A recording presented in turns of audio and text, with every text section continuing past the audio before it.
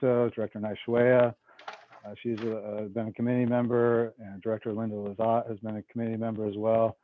And it's really a group where you just openly share ideas and have frank discussions with staff and elected officials. It's really a special group. At this time, we're going to move on to the state of the Valley's water with Kirsten Struve. And Brian, we're going to quickly share the results of the poll, so you can all see who was around. So we'll do that now, and then we will move into to Kirsten. So give us 1 second. Thank you. All right, so we can see who's here. We've got looks like we're heavy on the other category. Curious to know what that is, but a lot of master gardeners, maintenance designers, and contractors, and a number of water agencies. So thank you all for attending. And thank you, Ashley. Yeah, we do have a diverse group of folks in our landscape committee and landscape community. We'll move on next to the state of the Valley's water with Kirsten Struve. Kirsten Struve has over 25 years of experience leading water resource programs. She is currently assistant officer in the water supply division. She has previously worked on stormwater, recycled water, water quality, climate change, and wastewater programs. Prior to joining Valley Water, Kirsten worked for the cities of Palo Alto and San Jose. Kirsten has a bachelor's in biology from Knox College and a master's in environmental management from Yale University. Please welcome Kirsten Struve. Good morning, everyone. Hopefully you can hear me. Yeah, I'm really new in this particular position. I took Jerry De La Pedro's position. I look forward to meeting you all in person when we can do that again. Thanks for that introduction. So with that, next slide. Yeah, so since the last landscape summit last February, a lot has changed, obviously. The COVID-19 pandemic has presented us with a lot of challenges, including for Valley Water. It's been quite unprecedented how we have to keep our operations going during a pandemic. And these challenges extended to our conservation programs, especially the landscape rebate program, and later on, Ashley Shannon will address the ways in which we met those challenges this year. And the great thing about challenges is that they are often also opportunities, which brings us to the theme of this year's summit, which is community, our friends and neighbors and communities, how we weather this challenge. And our opportunity at this moment is to come together as a community to give each other resources and lift each other up. And we will need everyone to help with future water challenges. With that, to the next slide, which is our early 2021 hydrologic and reservoir conditions. And as you can see, we are having a dry winter and our hydrologic conditions are below average. And with the next slide, yeah, so a wet 2017 and 2018 coupled with demands remaining lower than pre-drought levels has allowed us to keep our storage reserves full. And our groundwater basin, which is our largest storage, is in good shape. But since the winter has been dry so far, we are keeping an eye on these conditions so that we can react quickly. And the imported water allocations from the State Water Project and Central Valley Project are preliminary and often change, especially if we get more precipitation this winter. So our significant groundwater reserves, we still think that we will finish this year at just below the normal stage, even if the rest of the year is dry. But we'll keep an eye on that. In that next slide. So the diligent conservation efforts of our residents were instrumental to surviving the drought. In Santa Clara County, residents have excelled at saving water, cutting back by 27% in 2015 and 28% in 2016. And for 2020, we saved 16% in 2013. The community's water saving helped the region's groundwater basins rebound and remain at normal levels since the drought. And as conditions have been dry this past year and this winter, we need to always remember the importance of conserving water. Our board still has a voluntary call for 20% conservation, and we, as Director Santos said, we're trying to make water conservation a way of life. Next slide. So this slide shows the unprecedented drought we experienced and how it helped shape where we are today. We had very low precipitation coupled with high temperatures during a drought that was statewide. Next slide. Can we go to the next? Okay, there we go. And of course, climate change has a lot of impacts to our environment, including every single mission area that Valley Water has, including water supply, flood protection, and healthy creeks and ecosystems. And next slide. And to meet that challenge, we are developing a climate change action plan, which will have goals and strategies to address these impacts, both from greenhouse gas mitigation, meaning reduction, as well as adaptation to these impacts. And it will propose an ongoing implementation program. We expect to take the CCAP to our board this spring. Next slide. The board is currently calling for a 20% voluntary reduction, and we will likely return to the board in the spring with an update on our water supply conditions. It's really important to continue water conservation measures and make water conservation a way of life. Next slide. And regardless of whether it's a drought, the state as well as us locally are transitioning to making water conservation a way of life. So it's not just during a drought, and the state is looking to set water budget and efficiency targets and looking at strengthening water supply plan requirements. And that's the end of my presentation. I'm open for questions.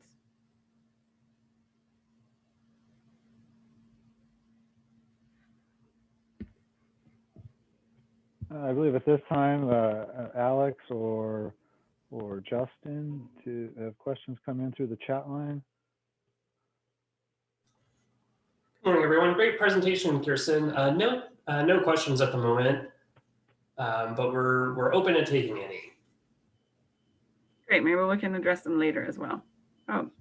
There's a question on whether there's an opportunity to provide public input on the climate change action plan. Actually, there was. We closed the, it was widely advertised on social media as well as on our website. And we got a lot of great input and are currently working on incorporating that and then taking it to hopefully our board policy and planning committee in April. So then that would be another chance, obviously, for the public to see it. I think there was another question on gray water. I guess I'll handle that one. Thanks, Kirsten. We have Valley Water offers a gray water rebate program for single family homes throughout the county. It's either a $200 or a $400 rebate for laundry to landscape systems. We also have an immense amount of gray water and rainwater resources at the Saving Water section of valleywater.org. In addition to gray water, we offer a variety of rainwater capture rebates, part of our landscape rebate program, including rain barrels and cistern rebates. And we also offer a rain garden rebate, which helps slow, sink, and spread rainwater, on properties. So between all those rebates that I mentioned, we have a lot of opportunities as well as resources to promote gray water and rainwater use as alternate water supplies for our residents and businesses. Great question. Thank you. And to follow up on Mr. Teo's question, Kirsten, will there be an opportunity for folks to provide input on the upcoming urban water management plan this year? It's someone on staff going to answer that question. Hi, this is Mitra Rickert. I'm the manager of the Water Supply Planning and Conservation Unit. And yes, there will be a public comment component to the Urban Water Management Plan, and we'll make sure that it goes out to this particular committee in particular. Thank you, Mitra, and I hope that helps Mr. Teo. We did have one more question come in, Justin or Alex. Oh, will it be available? Will today's presentations be available to some of the attendees? Ashley or I do Karen? have something to say about water saving here. Um, I see that, you know, like my non-biological sister, I was working with her on a farm before, and she bought a land. And then when I asked her, it's in a like a mountain, and I told her, why don't you collect the rainwater and make it a pond to water your own garden? And she said, it's not allowed. You're not, can't do it.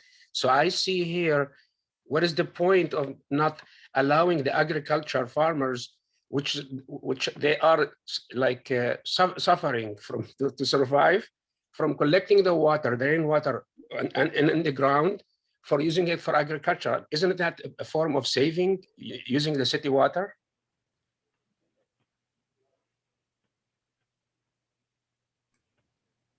Yeah, I guess I can take Ye- that. If we can get you to type your question into the chat box, I believe the appropriate Valley Water contact can reach out to you and help you answer that question, sir. Or unless there's an other answer that can be provided at this moment. Okay.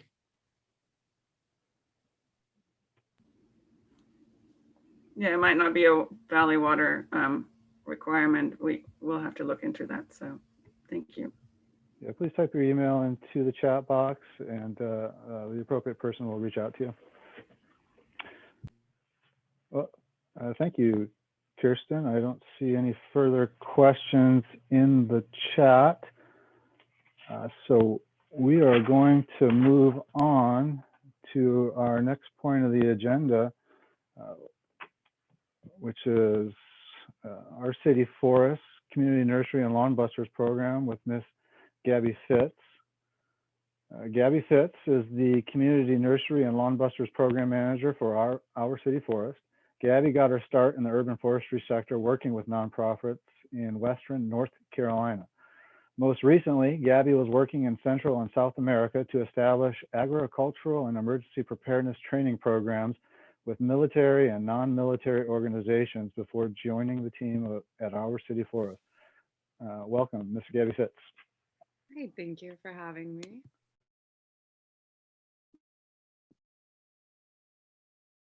Awesome. Thank you for introducing me. So my name is Gabby Fitz. I am the Nursery and Lawn Busters Program Manager with our city forest.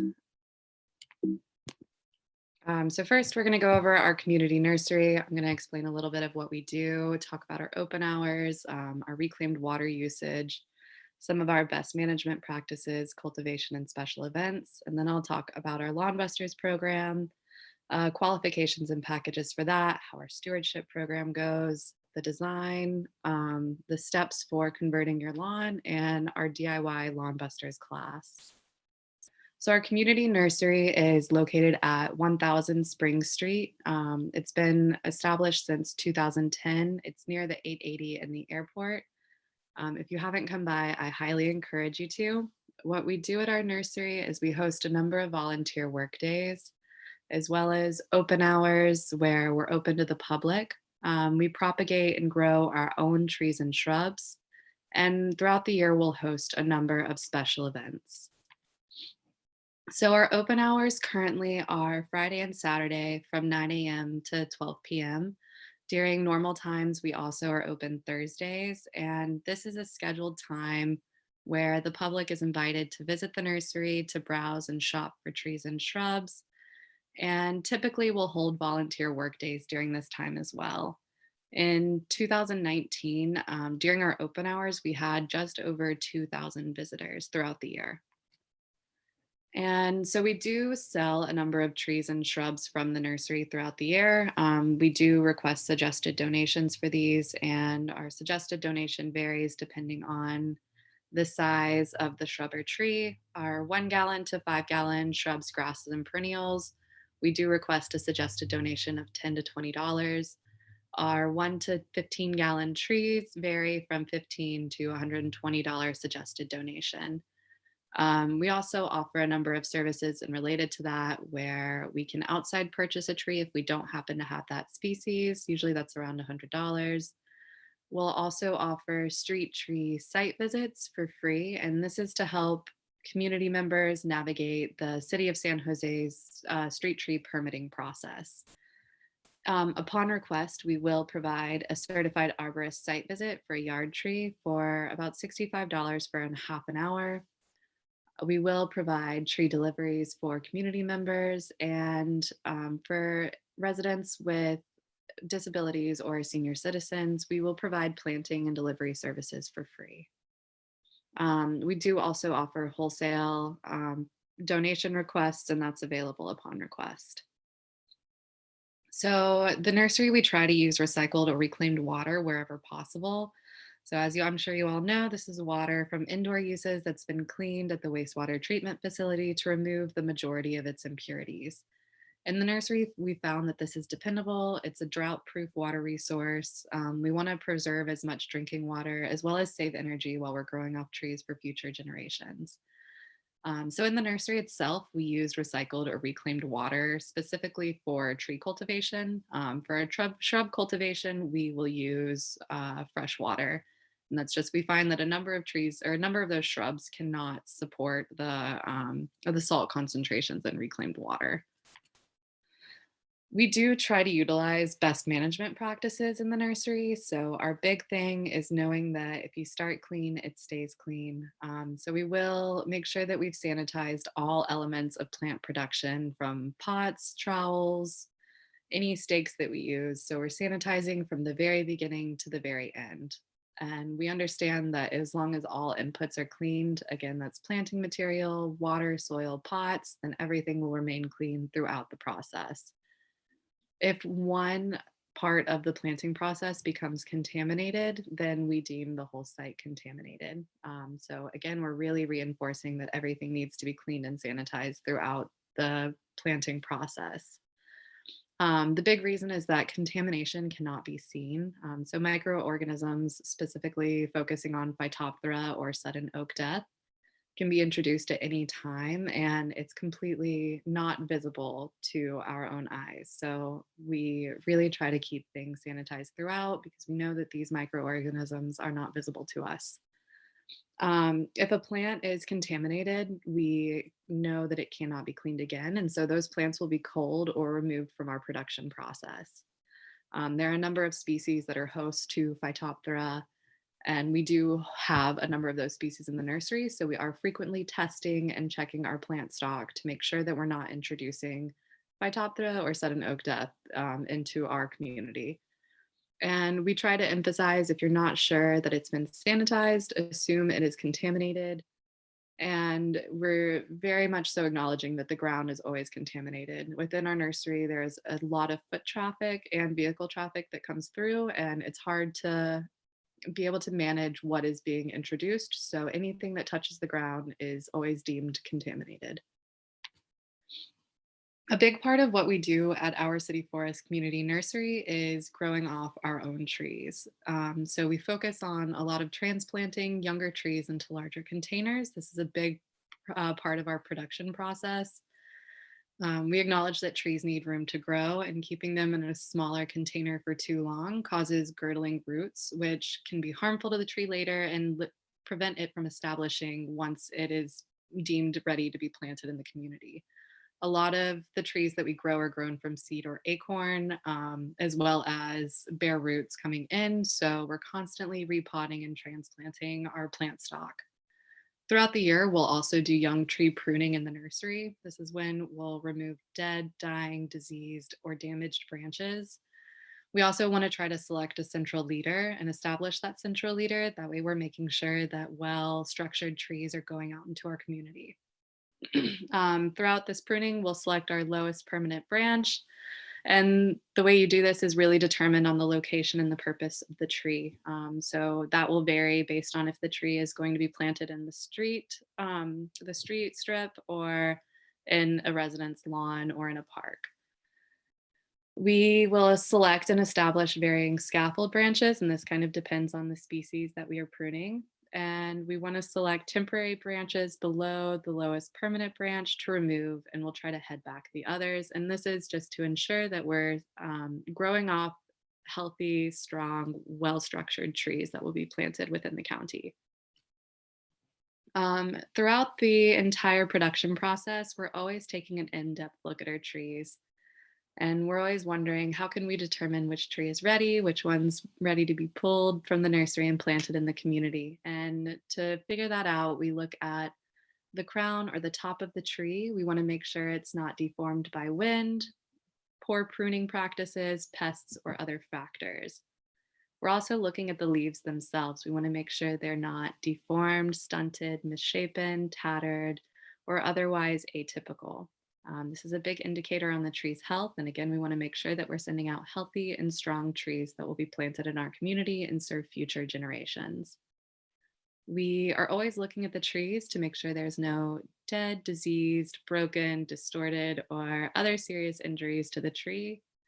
And we want to make sure that our trunk is relatively straight and vertical and free of wounds. So throughout the entire production practice, we are restaking trees as we see that they're leaning in any way or the wind has blown them over, etc. And then we're also looking at the rootstock itself. So periodically we'll pull a tree very gently out of its pot or dig down to remove soil near the root collar to check that these roots aren't girdling or kinking in the pots. And if it's not a healthy rootstock, we really try not to send it out into the community. Again, we're just really emphasizing we want healthy, strong trees. And we're checking to make sure that a tree is well rooted in its soil mix. So once it's able to root itself in the pot, we see that as it's able to root itself out in the community and it has a better chance of surviving in our urban ecosystem. We also cultivate a number of trees, grasses, and perennials. So currently our nursery is home to over 2 unique species and varieties of understory plants, shrubs, perennials, grasses, ground covers, and various succulents. We do really try to focus on planting and cultivating California native and drought tolerant species, but also understanding that the climate in our area is shifting and thinking ahead to what will do well here in the years to come.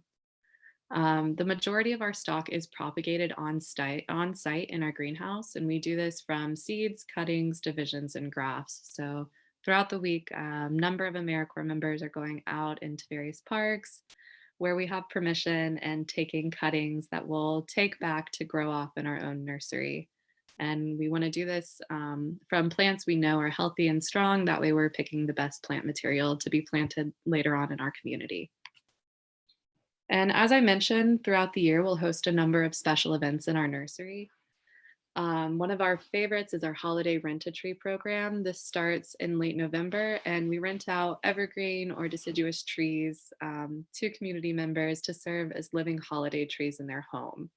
We find that we are super limited on stock and availability throughout this, and to ensure that those trees are still being taken care of and watered, we do have a stewardship agreement that we'll send out with the individuals renting a tree to make sure that it's not coming back too dried out, etc.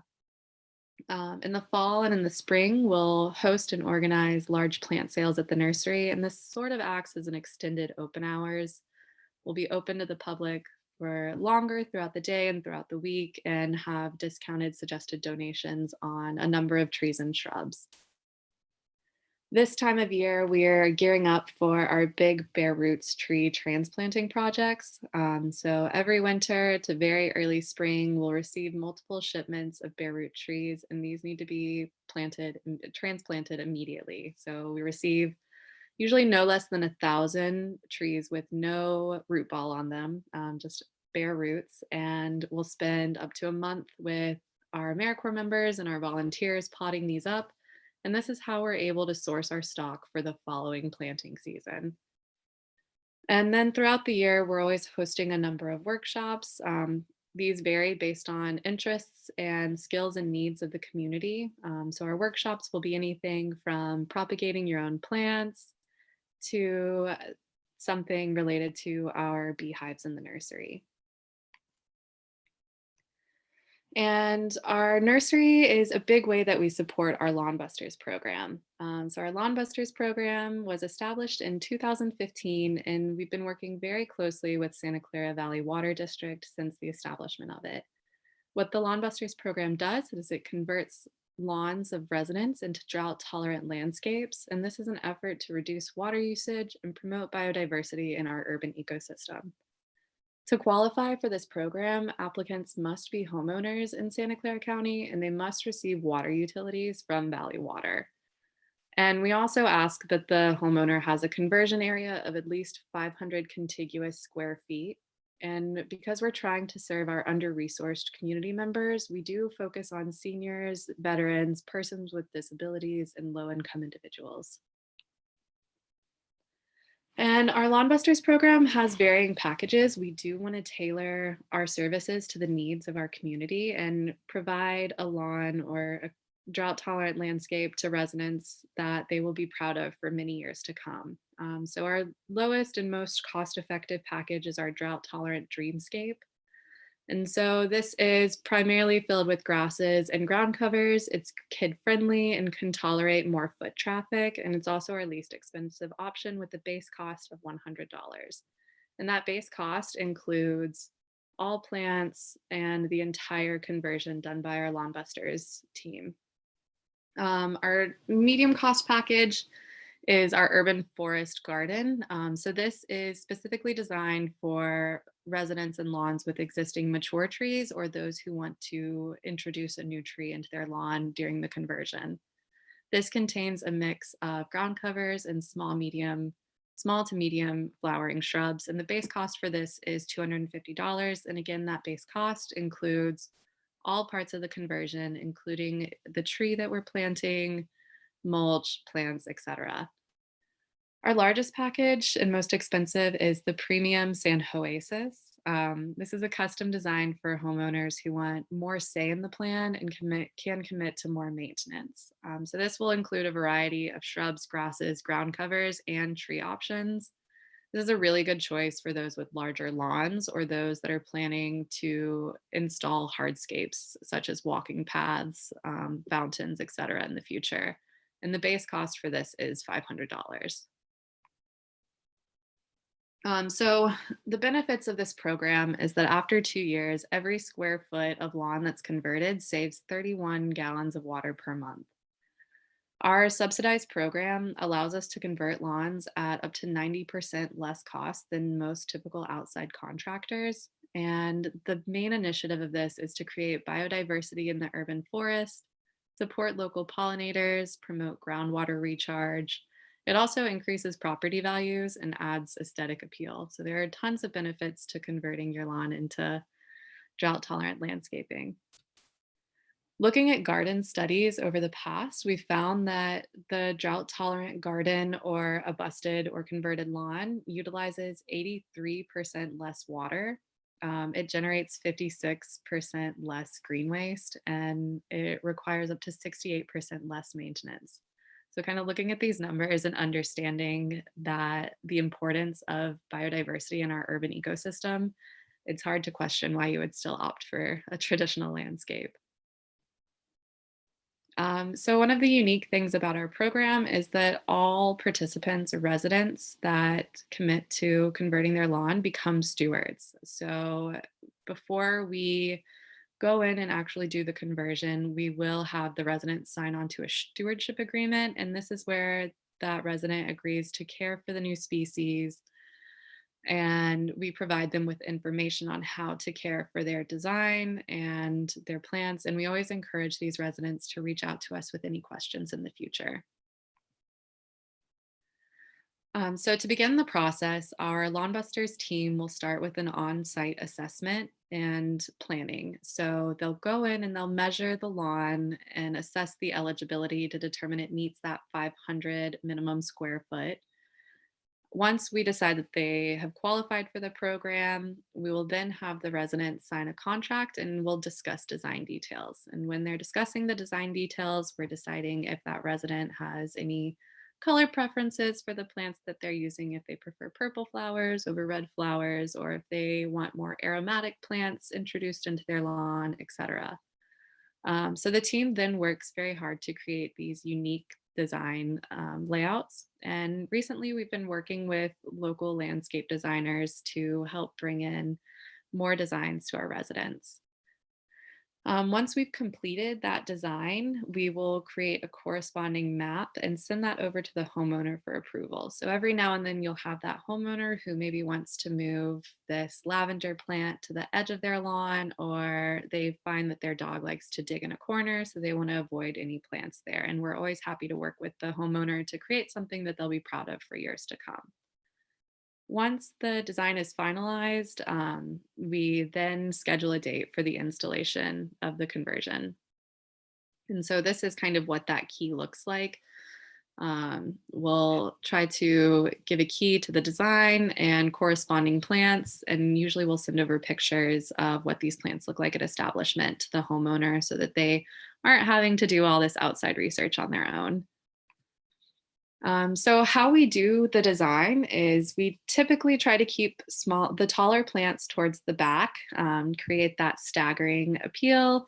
We use the rule of odds. This is 3s and 5s, and that's where you'll surround one specimen with 3 to 5 other species, and that's just for an aesthetic appeal. We try to vary the bloom time of the plants we're putting in. That way there is aesthetic beauty to the lawn all year round. You're not really seeing a major dormant season. And we also try to vary the colors.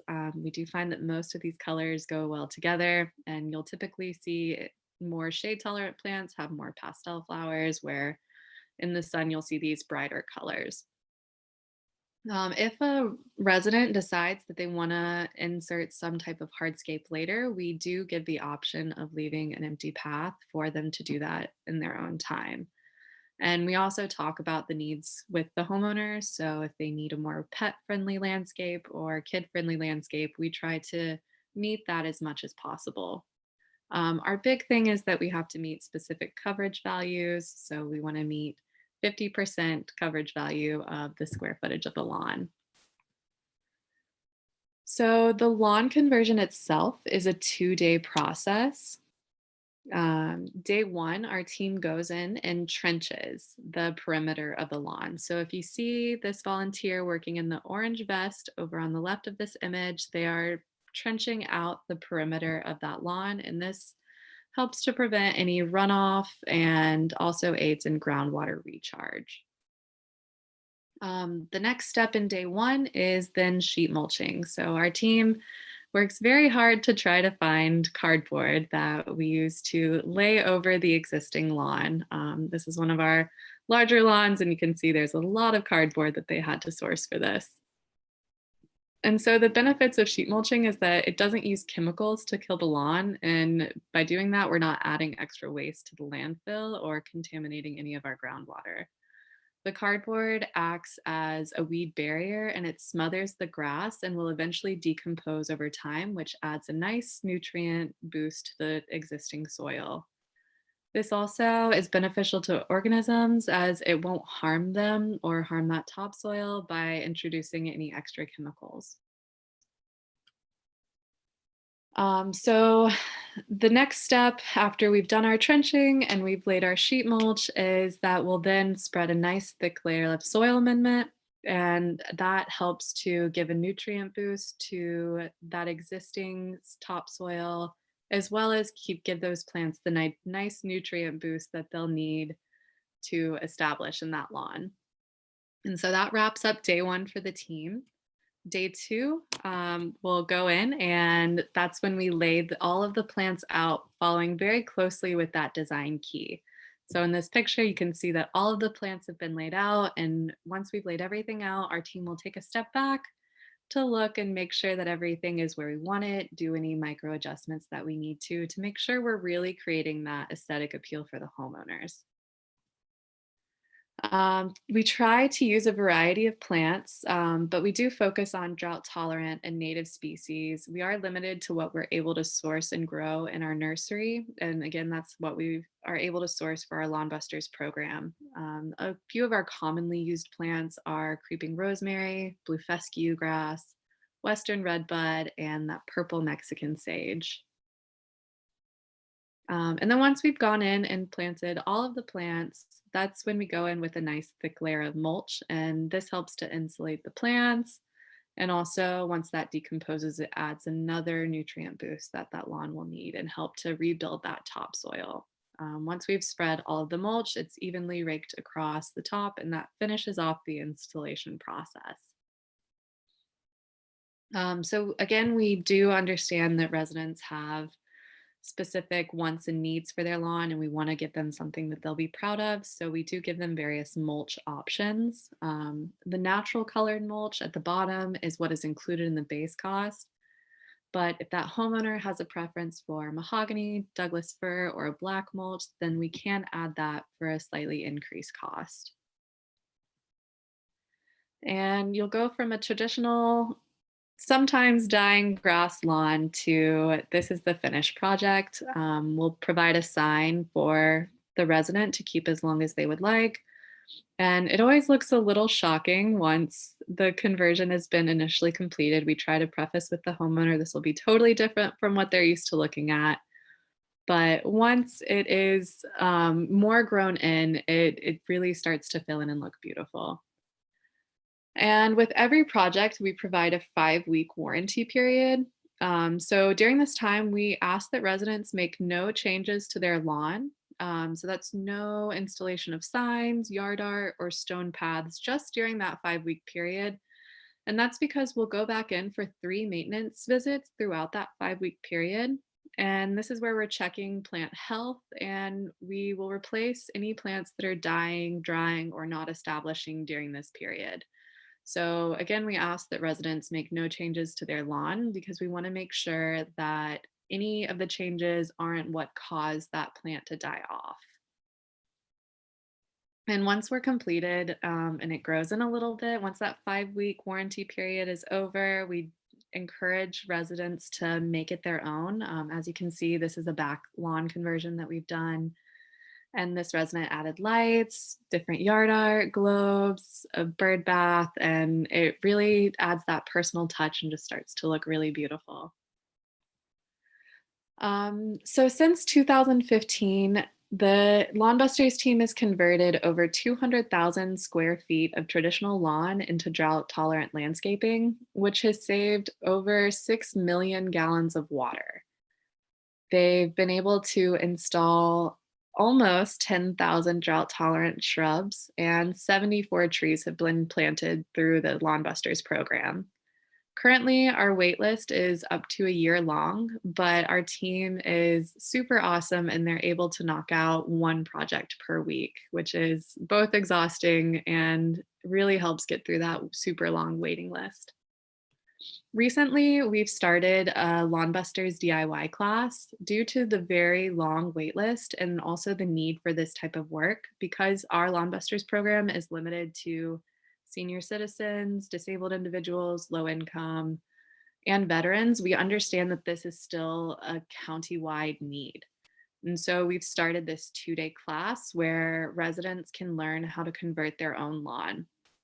So in this, we talk about designing your own lawn, the trenching process, sheet mulching, proper planting, and we try to go into a bit of the science behind why we do this, not just because it'll create this beautiful landscape, but talking about the need for this, how it helps recharge groundwater, and also conserving water through converting your lawn.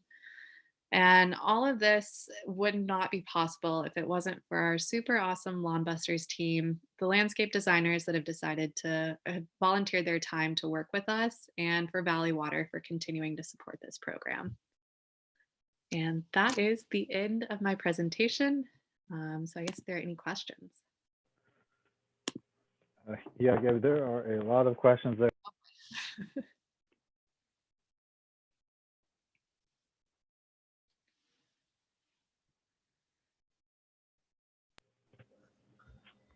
Yeah, Gabby, there have been a lot of questions that have come through. Justin or Alex, you want to start with some of the questions? Yeah, thank you. And I'm sorry for accidentally muting you for a second, Brian. That was my bad, everyone. So I'm going to try to group some related questions that we got. We got a number of questions about Phytophthora, and I'm just going to ask you all the questions at once and see if you can address them all. What type of testing do you do for Phytophthora? How do you disinfect pots? And actually, I'll wait. I'll give you the next Phytophthora question after those two. Okay, cool. So we test for Phytophthora. One of the big ways is we really just do a visual assessment. So I have a few AmeriCorps members whose responsibility is to go around the nursery and look at every single tree and shrub that we have once a week to look for what could be signs of Phytophthora. We also do pair baiting in the nursery. This is where we'll take soil or water samples, and you can take a pear that you get from Trader Joe's, and you'll mark any initial bruising or marks on the pear, put it in the soil for a certain amount of time. You want to keep it at a certain temperature. And then if there are any lesions or significantly increased bruising, then that's a sign that it could be Phytophthora. Really, the only way is to send it off for testing. So we'll work really closely with the county. If we feel like there is a plant that might have been infected with Phytophthora, we'll pull it from production, send leaves off to the county, and if they tell us that it is, we completely remove that from the production cycle. And what was the other question? Sorry, Justin. How do you disinfect pots? So we'll scrub out all existing soil using just a bottle scrubber. And during the summer, we have large solarizers that we'll put all of our pots in before using. And that once it reaches a certain temperature, that kills off any bacteria or microorganism that could infect any plants that we're putting in there. During the winter, we'll do a mixture of Physan and water to scrub out those pots in a big wash basin. And obviously reusing pots isn't ideal, but we try to be as sustainable as possible in our nursery. So these are the steps that we use to try to keep it sustainable, but also preventing infection in the nursery. Thank you. And this one is a nested question about Phytophthora also. How can designers and homeowners verify that plant material purchased at other nurseries is Phytophthora free? And are there any other local nurseries who also incorporate these best management practices? And lastly, is there any effort to introduce legislation or policy regarding these best management practices at nurseries in infected regions? That was a mouthful. Sorry, Gabby. Good job. The nursery best management practices are typically a standard. Most nurseries in our area try to follow those. And the agricultural department typically comes out if there are any new shipments of plants that come in, and they do inspections annually in most nurseries to make sure that they are disease-free as much as possible. I'm not sure about the legislation. There is a big movement toward preventing Phytophthora, and the big way to prevent that for landscape designers would be to picking species that aren't hosts for Phytophthora. So manzanitas are a pretty big host for Phytophthora, but it's not common that they have them. So you can just do that visual assessment. It kind of looks like leaf scorching. So that is when the pair baiting becomes helpful for that. And if there are any questions in there I didn't answer, let me know, Justin. You got it to the best of my knowledge. Thanks, Gabby. And then we have a number of questions about native plants. I'll list them all and then feel free to ask me to repeat any. How is the focus on native plants when almost none of the stock available is native? What percentage of those packages that you described earlier is California native plants that restore habitat? And lastly, quote unquote shipment.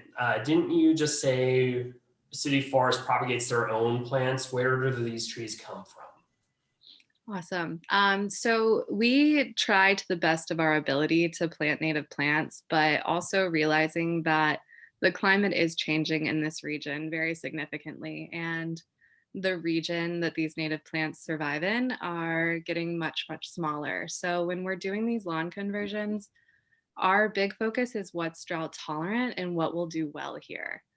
And then in terms of native, we propagate our own shrubs. So we're taking seeds and cuttings from out in the community from healthy plant stock. So it is usually just limited to our knowledge of being able to propagate our own native shrubs. So if anyone has any advice or information, please reach out to me. I would really appreciate that. And then what was that other question, Justin? Oh, and trees. So we will try to grow off our own trees as much as possible. So we grow a lot of trees from acorns, but those are very, very slow growing, and there is a high need in the community for trees.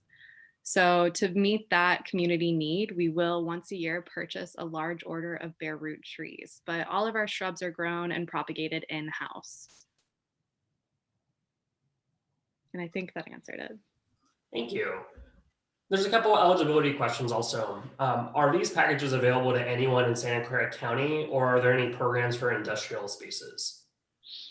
So we will offer fee-for-service projects for industrial spaces like that. What we offer through the Lawn Busters program is specific to low-income, veteran, disabled, and sorry, there was one other qualification that always slips my mind. But we can offer fee-for-service, and again, that Lawn Busters DIY class is where we are able to teach those who aren't eligible through our program how to do it themselves. Because again, this is a big need, and really, if you're physically able, this is something that is really fun to do on your own, and you can really put your heart and soul into your own project. Thanks, Gabby. Are there resources like this outside of residential homeowners, like programs for senior homes? Do you know of any other organization who would work with a residency that's not a homeowner? Off the top of my head, I'm not too sure, but if this person that asked the question wants to reach out to me, I would be happy to do some research and connect you with another organization. Thanks. Quick time check. How are we? I think we have until 10 a.m., right? So yeah, we can take maybe one or two. It'd be good to have a little bit of a cushion so we can move, just make sure the other presenters have time as well. So if there's maybe one or two questions that we can answer, then we'll move to the next. Great. How about this question? Do you install drought tolerant plants in summer, or do you focus planting on cooler times of the year, like fall and winter? Yeah, that's a great question. So we will stop all planting in the summer. It's late spring, so April, and depending on the temperatures, sometimes May. But after that, it is too hot to plant, and those plants have a much less significant chance of surviving. So we do try to limit it to fall, winter, and spring for our projects.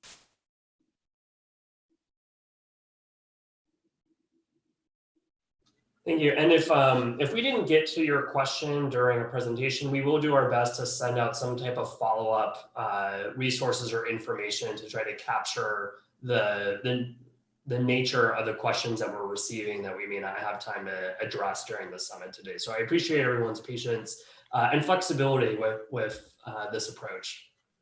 Great questions. Thank you. And Justin, I'll just follow up with one more because I noticed it a few times. The cardboard, a bunch of folks had asked about if you do take donations, cardboard, and how they get it to you. And I believe that's the gist of those questions. Awesome. So if you're able to drop it off, you can drop it off at our community nursery or our main office, which is on King Road. If you aren't able to, and it's a large enough amount, we can send our Lawn Busters team out to go collect that cardboard. Just shoot us over an email and we can coordinate that for you all. Thank you. And just a reminder for folks out there with questions, we are not utilizing the hand raising feature today. So if you do have a question for any of our wonderful presenters, please use the chat box and we will do our best to answer your question. With that, thank you very much, Gail. A wonderful presentation. We will now be moving on to our next presentation for today, and that is with Ashley Shannon, our water conservation specialist with Valley Water. Ashley Shannon runs Valley Water's landscape rebate program and has worked with the Water Supply Planning and Conservation Unit for the past 8 years to offer water conservation rebates, programs, and education to Santa Clara County residents and businesses. An avid gardener and retired landscape designer herself, Ashley has an AS in landscape horticulture from Cabrillo College and a BS in environmental studies from San Jose State University. Please welcome Ashley Shannon. All right, thank you. And give me 1 second. For some reason, I can pull up everyone else's PowerPoints instead, but not my own. So I'm just going to share my full screen for now because I'm having a problem with it. All right, Okay. Well, thank you. Thank you all to the presenters. We wanted to, often we use this opportunity to have others present, but we realize, it'd be good to kind of give everyone an update on our programs and what Valley Water is doing, since all of you are kind of our ambassadors as landscape professionals. And so we wanted to give a quick update on, what we're doing here. So, as Kirsten mentioned, COVID-19 has kind of been a game changer for everybody. Everybody. We've all been impacted, but we have been particularly impacted with our programs. We've had a couple, kind of sudden shelter-in-place lockdowns where we had to suspend our programs for a little while. So these sudden changes were they were difficult, but we've been adapting. So we've all been working from home with the shelter in place, but we do have interns and temporary staff who have been going out in the field to try to continue our programs. When our programs have been shut down, some of them we've had to kind of stop completely. We have a landscape maintenance consultation program that requires, one-on-one interaction. That one we weren't able to do, but others like our landscape rebate program, we were able to adapt. And so we've learned that we need to be flexible during this. So with this current shutdown from early December, and then we just opened back up. Actually, we'll just be opening back up for inspections next week. We were able to adapt and use features such as Google Earth to take measurements of lawn areas when possible, when there wasn't tree coverage, to guide customers in doing self-guided inspections. And so we've been able to continue the process and continue our rebates and our programs in this way. We are, as I mentioned, we did get the okay to open back up again. So we will be going out in the field for most of our programs starting next week, actually, which is very exciting for us. We've also, implemented really strict social distancing protocols. So with this photo on the right that you see, that's actually one of our interns. Every morning when they go out, they send me a picture of themselves with their PPE gear. So they are wearing masks, wearing gloves. We give customers instructions before they go out that we will be maintaining 6 feet distance, that the customer and the surveyors have to be wearing masks. We've implemented things like sending out any forms we need and allowing customers to use DocuSign to sign those. So anything that we can do to make the process safer for the public and for our staff and interns. But we've learned how to keep on, as most of you have been doing, I think, in your lives as well. All right. So since our last summit, I kind of wanted to give you an update on what other kind of fun things that we've accomplished during the last summit. We have two publications. One of them is just about done, and the other one is complete. We have been teaming up with G3 Green Gardeners to create a local watershed approach to landscaping. So this is a sustainable landscape guide that our landscape committee has formed, has helped to shape. We've had a technical advisory committee with members from master gardeners, from our landscape committee, irrigation specialists, to provide input for this. So we are very excited about this. We are in the final review stages of it, so it should be up and ready on our website soon. It's going to be a PDF form on our website, so it's easily available, and we also will have some in print. So keep an eye out for that one. Another publication that went out is we did a landscape rebate program water saving study a little while back. My colleague Nita Bajor implemented that study, but the study recently got published in the Journal American Water Works Association in the January-February issue of this year, and so we're very excited to have that study recognized, and you're able to view it and see the water saving results that we were able to receive from our program. So check that out. All right, another thing that we've been working, likes to jump ahead sometimes. Another thing that we've been working on over the past few years is our WaterWise video series, and we have recently added these are a compilation of short videos, 1 to 2 minute videos with just some quick tips. We've recently added a video to this last year of a landscape conversion actually done by our unit manager, Mitra, who spoke earlier. But a quick video about her process. She did a great project that implemented a number of components that we offer rebates for. So landscape conversion, rain gardens, gray water installation. And so we are continuing to create these videos. Many times these videos will feature someone from our landscape committee. So if you have ideas for videos and you want to be on our committee and do that, we are open. But check that out. You can find all these on watersavings.org. All right. We also had a gray water direct installation program. So kind of similar idea to the Lawn Busters program, where this program was direct contractor installation for people who are low income, seniors, disabled, or US veterans. We had 71 new systems installed under this program, which is amazing. The average homeowner saw $48 per year water savings from the program. We've also been able to create a lot of resources out of this. We were able to create a landscape professionals list with professionals certified in gray water installation, some gray water FAQs that are on our website.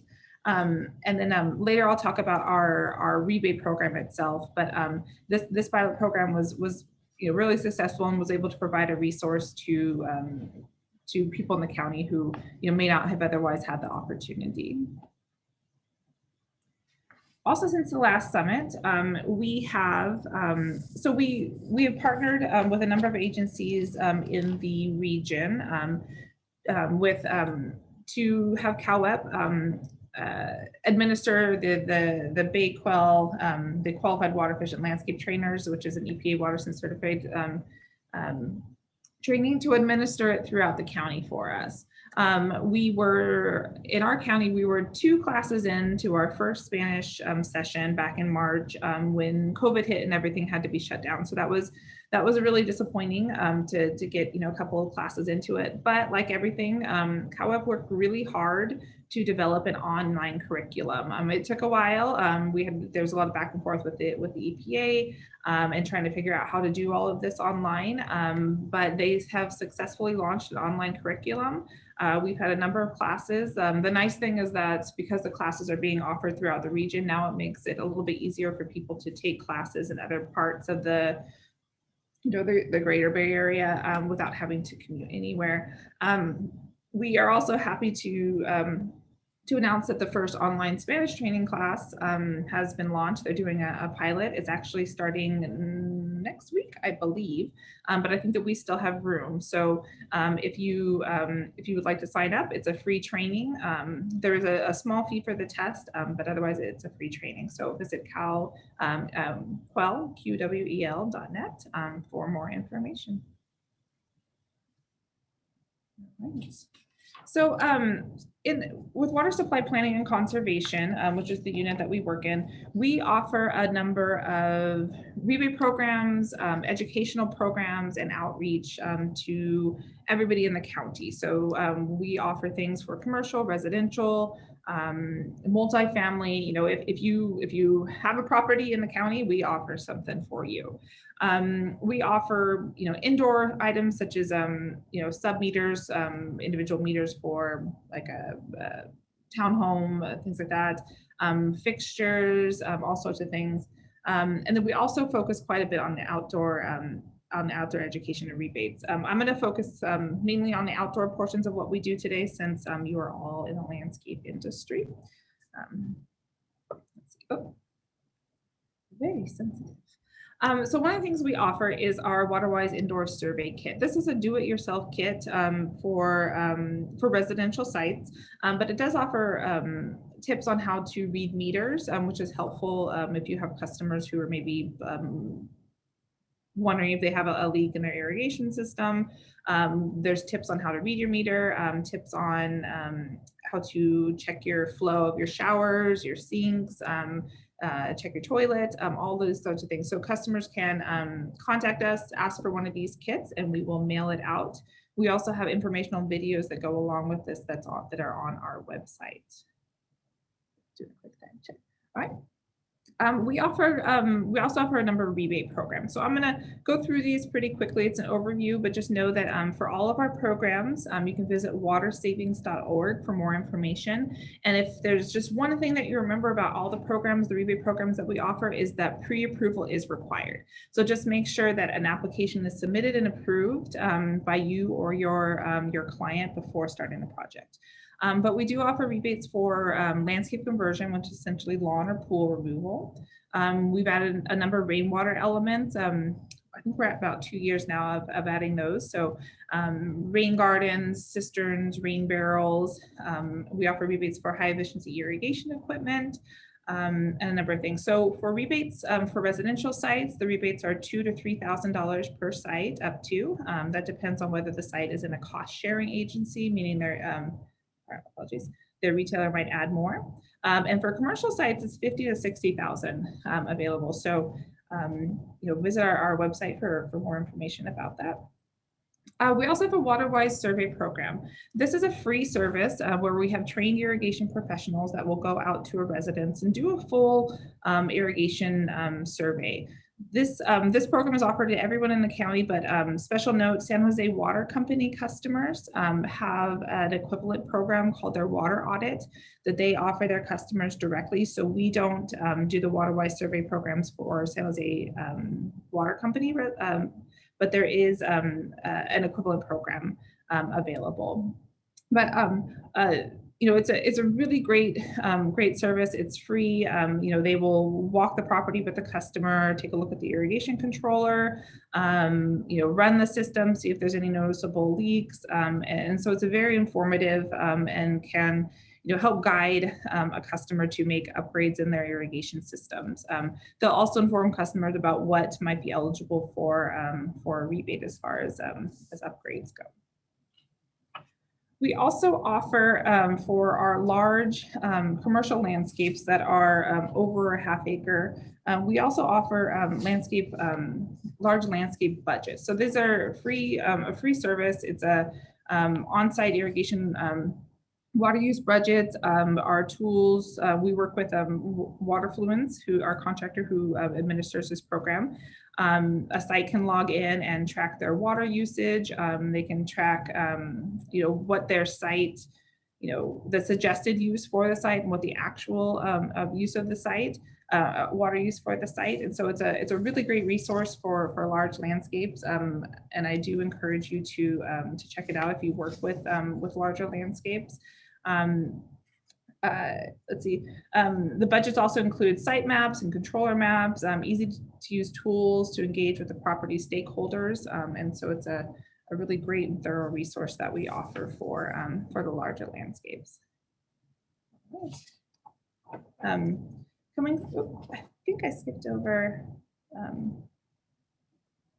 our gray water rebate. I skipped a slide in there. I kind of jumped right through. So as I mentioned earlier, we do have the direct installation gray water pilot program for sites, but we also offer an ongoing rebate for gray water systems. These are simple laundry to landscape gray water systems. The rebate is $200, $200 to $400 per installation. Again, the increased amount is areas that offer cost sharing. So we can check our website to see if your area in particular does, but with this program, like the landscape rebate program, does require pre-approval, but it's a self-guided pre-inspection. The application process has been really streamlined. It's an online application, really quick process. But essentially it's for converting a laundry system, a simple system, laundry system to divert the water into the landscape area. And so this has been a really successful program. We also offer these really cool stickers. This image here, that I love gray water. I have one of these on my car. I actually installed a gray water system through this process as well. So if you are interested in participating, visit our website, but also get a sticker from us, and I'll show you how. Right here. So coming soon, we are in the process of it's almost complete, but we're really excited because we are creating an online shopping cart. And so we offer a number of water conservation items like low flow shower heads, sink aerators, but also a lot of little tools that are used in the landscape. So garden hose nozzles with automatic shutoff, soil moisture meters. These are the simple one that you can use in different areas to check the moisture level. Tiny little irrigation screwdrivers. And so this will be a cart that customers can just find on our website, add items to the cart, and we will mail it to them. So these are free items that we offer. So we are really excited to have this up and running. All right. So for other information, we do help manage a site called South Bay Green Gardens. This has been kind of created as a one-stop shop for information about sustainable landscaping, but one of the greatest features about it is that there is an events page. And so we try to compile all the different events that are going on in the county and put them in one place so that customers can see what's going on. As I mentioned, you can go to our website at watersavings.org for any information about our rebate programs or to watch our videos. I'm going to take a couple questions. I think we have just a few minutes. We can take some questions. We only have 2 questions at the moment, Ashley. The first question is, does Valley Water offer any indoor rebates like for waterless tanks? We don't. Right now, first, waterless tanks are actually more of an energy related. There's actually not water savings associated with a waterless tank as much, but we don't offer rebates for indoor things right now. We used to have a rebate for high efficiency clothes washers or high efficiency toilets. We've since sunsetted those programs since the standards for efficiency for these models have been implemented statewide. Most of our focus, a lot of the focus now is going towards the landscape sector. But we do explore other options such as home water meters, things like that, alert systems that can help people save water. Thanks. And then what's the current expected wait time between the time residents inquire about a rebate and a site inspection? Well, we're just starting back up, so we have a little bit of a backlog, but not too much because of the other things we've been implementing. But normally it's about a week. So we're pretty caught up at this point. It gets a little bit longer, maybe later into the summer or when people start to work on their landscapes. But right now we have a pretty quick turnaround time. Cool. And then I'll handle this one. Can the gray water systems be used for a shower? Our rebate is specifically only for a clothes washer gray water system. And if you go to the gray water rebate page, it has 5 really simple question prompts to figure out, hey, is a clothes washer gray water system appropriate for my property? Shower gray water systems can save quite a lot of water. We do have resources to give you information about how to go about that, but for any gray water system that uses shower or bathroom sink water, you'll need a permit for it. So we don't offer a rebate for it, and you do need a permit. I recommend with any type of reuse project, whether it's gray water or rainwater, go with the simplest option first. So if you're tired of using a bucket in your shower, then think about a clothes washer gray water system. Then if that doesn't work for your property, then go with a shower gray water system. We probably have time for one more question, if there are any. For big projects like 1 acre in size, what are the steps for a pre-inspection? The steps for, I'm assuming you're referring to the landscape rebate program. The steps are actually the same for all sites, so residential and commercial. So for everybody, the first part of the application will be submitted online. That's where you provide us with some information about the current state of the landscape. So maybe some photos of the lawn if you're converting the lawn, or some photos of your irrigation controller, etc. But all of this would be submitted online, and then we will reach out directly to the site to schedule the pre-inspection. So some sites, if it's just irrigation equipment upgrades, we might not come out to the site in person. We might do our inspection just via photos. Other sites, if there's something that needs to be measured, such as the lawn area or existing flower beds that are being converted from overhead sprinklers to drip irrigation, we'll schedule an appointment to measure those. But it's the same process for all site types. All right. I just have a quick question. Is no-mow native grass qualifies for the rebate? So we actually don't allow the installation of any form of sod. So this actually rules out some of the like no-mow. If you're buying it in sod form, it wouldn't qualify for the rebate. We don't rebate for sod or seed that's installed. We do have people who put in, lawn type of replace like a meadow, if they put it in through plugs or plants, but we don't qualify any form of sod in the landscape.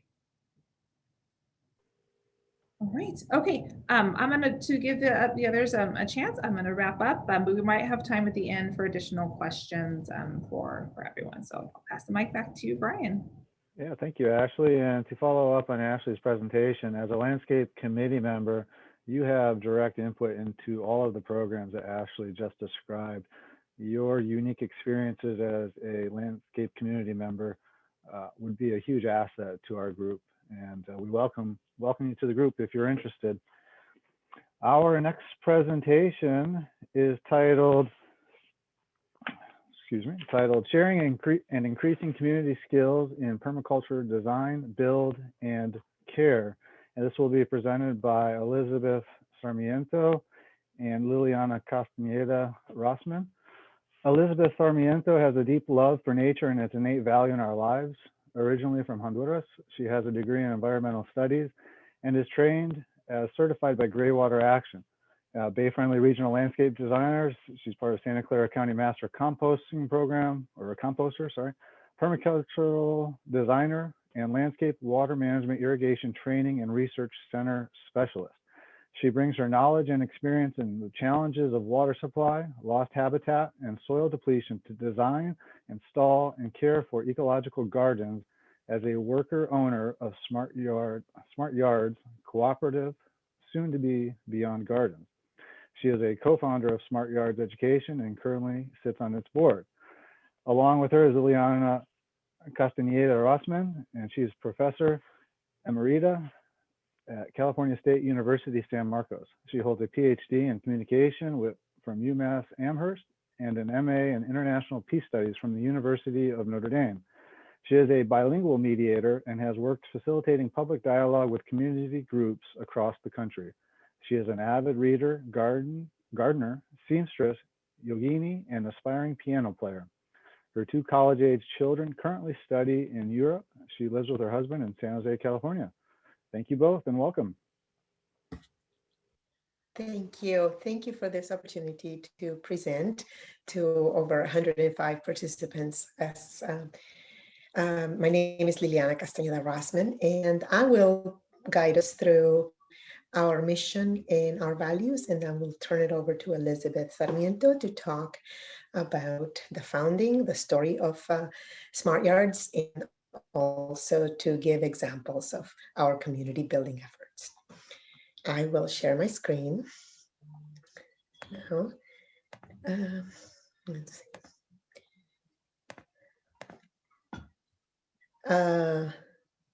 Host disabled participant screen sharing. Okay, so I guess I can't share my screen. Liliana, the host share the screen? Yes. Try one more time. I cannot share my screen. Oh, there it is. Okay, there it is. All right. So our presentation is building community through hands-on permaculture education. Our Smart Yards education mission is to provide skills training on permaculture design, ecological landscaping, and sustainable gardening, in addition to introducing low-income workers to the basics of worker-owned cooperative businesses. Our values are based on issues of social justice, economic justice, and environmental, climate, and food justice. On terms of social justice, we seek to provide the opportunity for unskilled members of the community. On economic justice, we provide those opportunities for them to attain hands-on skills and labor empowerment in cooperatives. And in terms of environmental and climate justice, we do that by they will apply those hands-on skills and labor empowerment by practicing sustainable landscaping and regenerative agriculture. As I said, Elizabeth will guide us through the story of the founding of Smart Yards Education. And after that, she'll talk a little bit about permaculture basics, and then she'll guide us through examples of our efforts towards establishing equity by practicing inclusion and embracing diversity. Elizabeth. Thank you, Liliana. Yes, my name is Elizabeth Sarmiento, and can everybody hear me? Can you hear me? Yeah. And as co-founder of Smart Yards Co-op in 2015, and for the issues that have been already mentioned, climate change, inclusion, and diversity. Hello? I'm sorry. Keep going. Yeah. Okay. So I also serve on the committee, the Landscape Summit Committee, thanks to Ashley and Valley Waters for their work and for bringing us together. Like I said, as co-founder of Smart Yards Education, along with other friends and members of the community, such as Carita Hammer, Chuck Rollins, Bill Ribble, and Rob Janagida. And this was to serve the principle number 5 of 5 principles of cooperatives, which is education, training, and information. And there are 8 members of our board looking to expand. If any of you are interested in joining us, you're welcome. And one of the reasons for our founding was to address those issues of climate change and issues of droughts and water sustainability and inclusion. In many instances, I found myself in a lot of the trainings like permaculture and learning about native plants, and a lot of the work in terms of designing ecological gardens. I realized that there were the people such as the ones on the front line doing the work, many Latinos, landscapers not there acquiring this knowledge, this education. So we started this nonprofit, Smart Yards Education. Next. Next slide, please. Coming. So yeah, the next slide is about our, the partners, the people that have partnered with us in doing this work. And as we say, it takes a village, and individually we are one drop, together we are an ocean. And so we're very fortunate to work with many organizations, local organizations, and have their support, individuals, and also elected officials. This includes Assembly Member Ash Cara, who has been supporting us since our inception in 2016, and Valley Water, of course. Thank you. Next.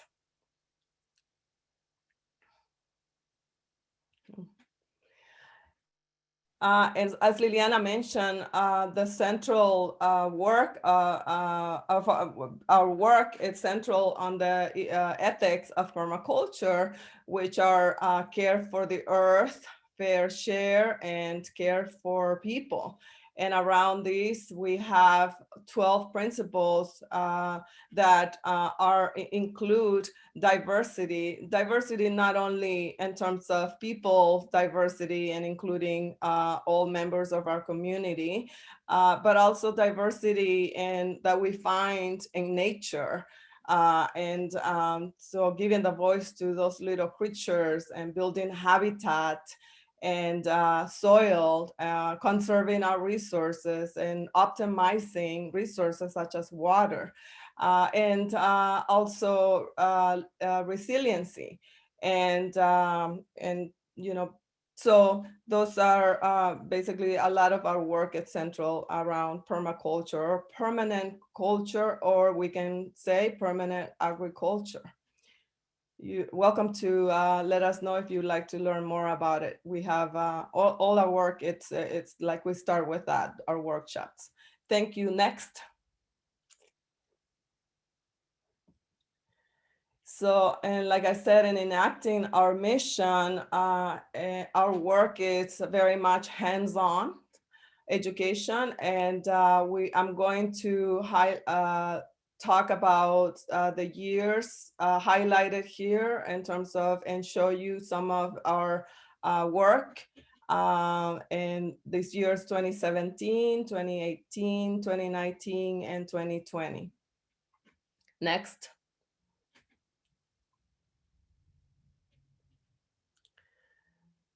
In 2017, we brought together, working with a few of our partners, including Assemblymember Ashkara, Sacred Heart Community Service, and Valley Water, and many others.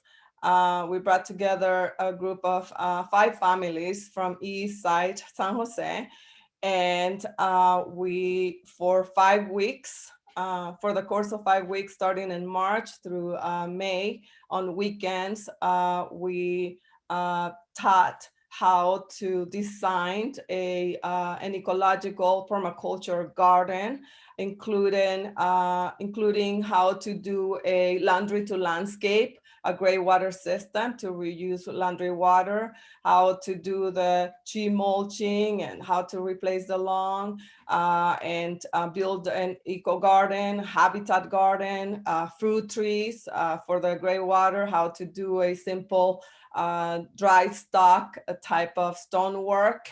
And we brought together about 75 volunteers besides the 5 families that participated, and help each other work together, and replace 4,500 square feet of grass at the end. And it was a beautiful event. And as you can see here, we have Assemblymember Ashkara planting the first plant in one of the gardens when we celebrated Earth Day doing the planting. That was in 2017. Next.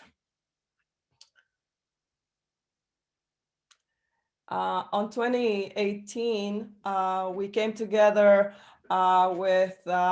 throughout a weekend with over 75 people participated in a workshop that titled Our Watersheds, Our Yards, Gray Water and Storm Rain Relationship participation. And we started with the basics of permaculture, for people to learn what it is and how it's implemented. And we talked taught the concept and showed around in a space the concept of slow it, spread it, sink it, which is basically treating the connection between the watersheds, and how to get the water from the rain from our roofs to go into our spaces, our gardens, to get it to the plants, to recharge the groundwater, to build habitat. We did a gray water system to laundry to landscape, installed it. And we also had homemade pizza and enjoyed the day, and talked about animals and compost and how all was related. Next. Work that reconnects was a workshop that we had in 2019. And this work that reconnects is based on the principles that was launched by Joanna Macy in in Oakland. And she's around in her 90s now, and she has done some wonderful work. And basically, what it is, work that reconnects teaches the main principles or central purposes to bringing us back into relationship with each other and with the self-healing powers in the web of life, and motivating and empowering us to reclaim our lives, our communities, to help each other and our planet. And there are 4 stages of work that reconnects in terms of the spiral of practices, which is coming from gratitude, honoring our pain for the world, seeing with new ancient eyes, and going forth. We had about 55 participants and throughout the day. And at the end, we did a cleaning up of a public space and an organization with everyone to collect a bunch of trash and basically close to downtown San Jose. Next.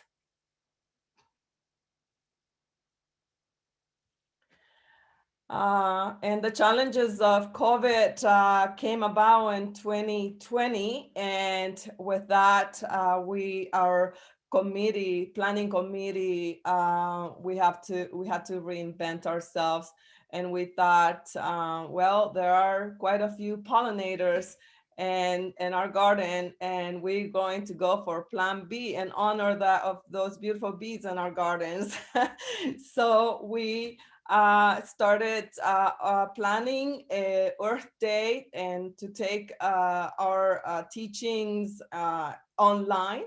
And we had one of our members, partners, his 13-year-old son drew this drawing here and to make our flyer. It was 2020. We were celebrating the 50th anniversary of Earth Day. So as in January, February, we started planning this. But of course, we decided to, because of COVID, we could not have more than, or just a few people. So we did this, and thanks to one of our members and partners and supporters of the work, Monica Rose, she designed this and implemented our Facebook page, which is live and very engaging.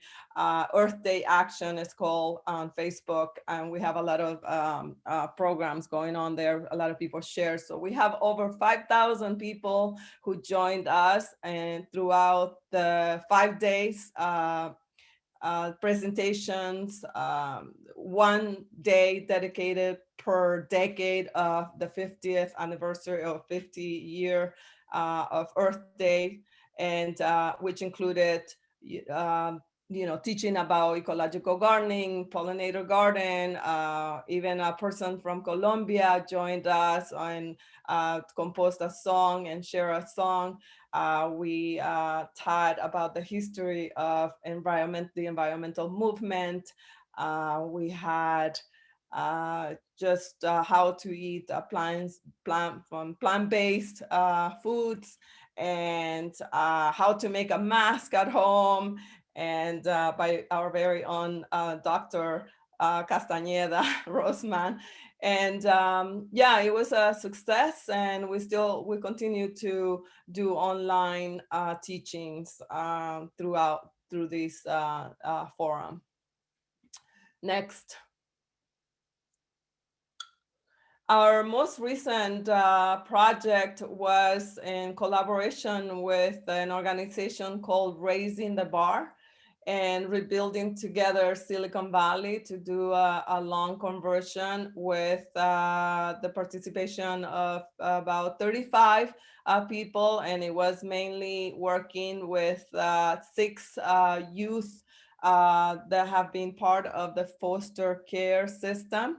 They wanted to learn about how to design and how to install their own garden. So we brought a bunch of volunteers together, and we started from the design basic approach to the installation and how to take care of this garden.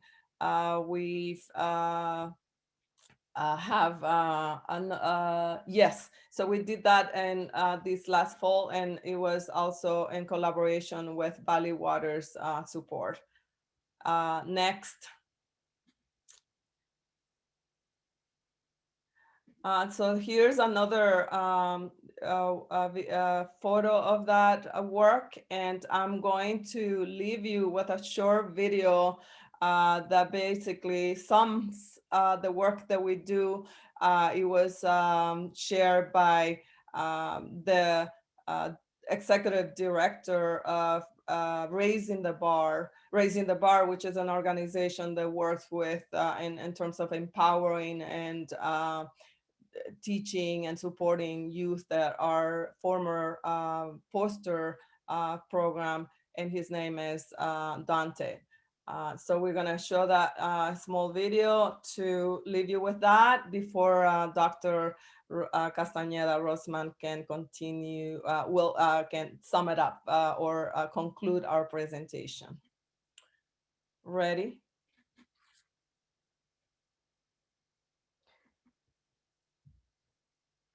Let's see.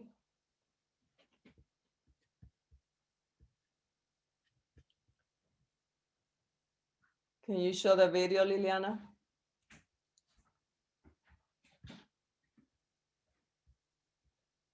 Hello?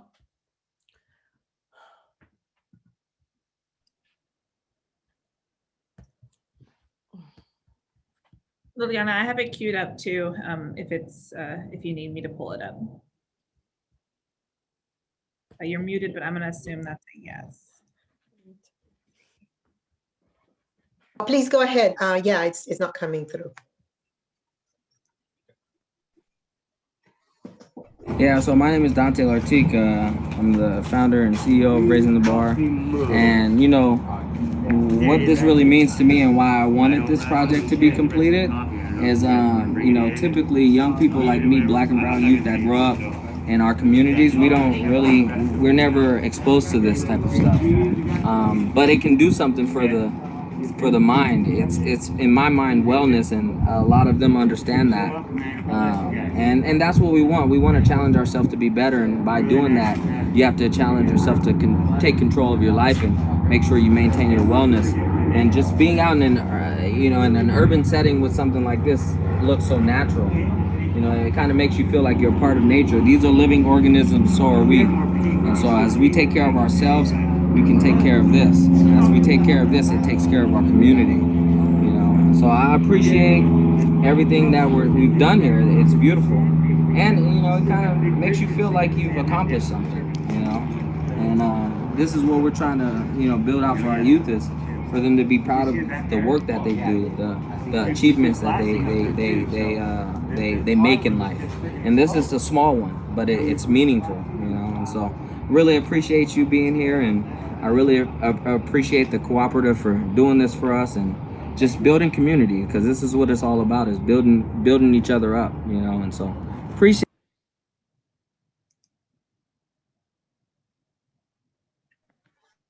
Thank you. I'd like to continue with, finish with the presentation. And I'd like to say that we have a commitment towards creating a more just future for all. And we do that by expanding partnerships with other co-ops, ecological landscaping companies, and professionals. So folks of you who are out there, if you would like to join us, please check us out. I'll give some contact information at the conclusion. We'd also like to expand our partnerships to organizations that provide vocational training and other educational programs. And with CBOs, community-based organizations that serve low-skill, low-income workers, perhaps reentry, gang diversion, former foster youth, like we saw with Raising the Bar, undocumented workers, among others. Another aspect of our creating a more just future is our efforts to establish a culture of learning. By that, we mean we continue our one-time demonstration events like Elizabeth has described, but we also solidify certification workshops.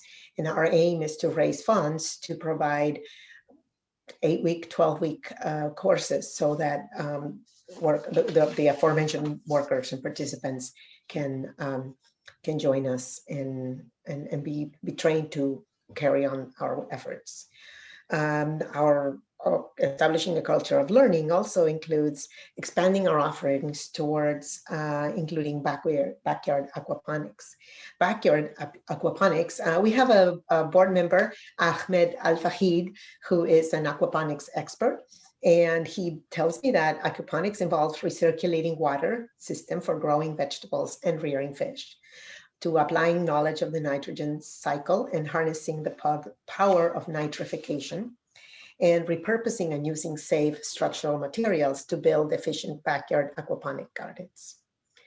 So I'd like to close by reiterating our ongoing commitment to value justice of social, economic, environmental, climate, and food type of justice, and to honor our community in pursuing equity by being inclusive and embracing diversity. Here's our contact information. If you would like to have more information, if you'd like to join us, please reach out to us that way. Thank you. Did I cut myself off? Am I here? Hello? I don't hear anything. Yeah, thank you, Liliana, very much. And thank you, Yes. Elizabeth, for a wonderful presentation. There are a couple of questions in the chat box. If Justin, you'd like to take those, please. Sure thing. Thanks, Brian. Once a comment. Thanks so much for sharing more about your amazing cooperative. Do you have any tips for landscape professionals looking to donate time to their communities? I think that's, Or any tips? I'm sorry, what was the question? Do you have any tips for landscape professionals who want to look for opportunities to donate time to their communities? Well, I have some very self-serving ones. One would be to join our board. Another one would be to participate in our workshops once we get them rolling and become a standard feature of our offerings, to provide know-how, to volunteer your time for teaching and for when we do installations and so forth. And maybe Elizabeth had some other suggestions. Well, yeah, my suggestion will be join our board, and yes, we are working on you know, how you can participate in teaching and volunteering your time to be part of this. Absolutely. And to permaculture design principles is a very holistic approach, and there's a lot of you know, like 12 principles around permaculture is a lot of work that would include soil, building our soil science, you know, and aquaponics, like Liliana mentioned, that is, you know, done through our board member ACMA, and you know, gray water and energy conservation. It's all really very much so. There's a lot of work within permaculture design principles, you know, just building habitat. Yeah, I mean, even building chicken coops, composting systems, reusing materials, all of it is very diverse in itself. So yeah, there's a lot of work to do, and we welcome you. I think there is we have our Facebook page, and we have our Smart Yards Education .org, our website. You can send an email to myself at Elizabeth at smartyardseducation.org, and we'll be happy to incorporate you into our building community. Thank you. I'm going to put the contact information on the chat for everybody. I think we have time for one question. Are there government or nonprofit resources to help the audience learn more about permaculture? Or just resources to help the audience learn more about permaculture? Well, yes, and we're in Silicon Valley permaculture courses, just because this is, it's about a week type of education for an entire week, or it could be 6 weekends. And because it's very holistic in its approach, and Silicon Valley, we don't have we're doing it at a very part-time basis. So yeah, we were looking to see who could fund this type of incredible education, and we've been doing it, like I said, through workshops, taking it piece by piece. But we'll welcome any type of resources to be able to do this work that you find in other parts of the Bay Area, like in the East Bay, even in Santa Cruz. There's a very comprehensive workshops that even addresses economics, permaculture in Santa Cruz and Sonoma County. And I think the community here in Silicon Valley is ripe for this type of program that we could extend and build at a more substantial way to really make a huge difference. So we're working on finding ways to get some resources to teach these type of workshops, and we have the network of instructors ready to come and do this work, yes, with us.